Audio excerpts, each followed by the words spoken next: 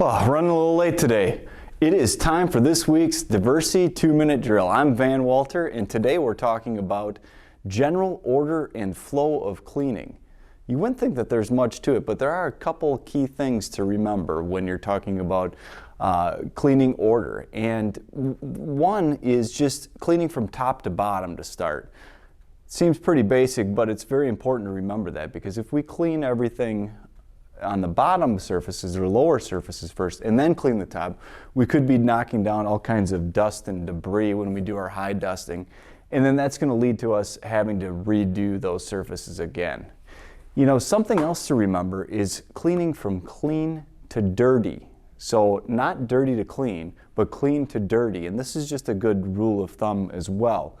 If you clean dirty surfaces first and then you move to other surfaces, what you're going to do is you're just going to end up smearing or transferring soils onto other surfaces.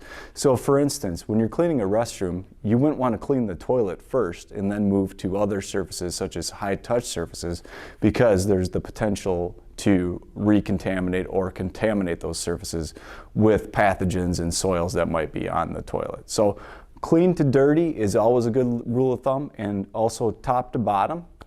In addition, something else to remember is when you're applying chemical to a wall or a vertical surface, you would want to apply it from bottom up. That's right, I said bottom up. Most people would think it'd be top down, but it's actually bottom up.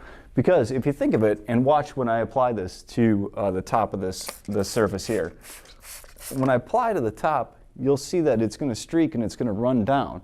Now if I continue spraying this surface, the chemical can't get through those streaks and onto the surface. So what's going to happen is you're actually going to have more streaking that's going to occur when you apply it from top down. So applying the chemical from bottom up is a better practice. When you're rinsing, rinse from top down for best results. One other thing to remember is contact time. So contact time is very, very critical when applying disinfectants, but also when applying just general cleaners to heavily soiled surfaces.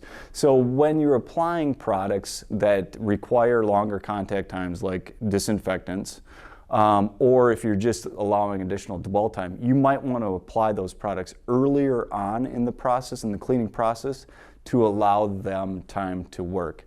As always, you know, these are some good rules of thumb for just general order and flow of cleaning, but as always, you know, follow your SOPs and your best practices outlined by your company's, you know, experts within your company. If you have any questions or if you want any further information, please feel free to reach out to your Diversey sales representative or call our TCS hotline. Thank you.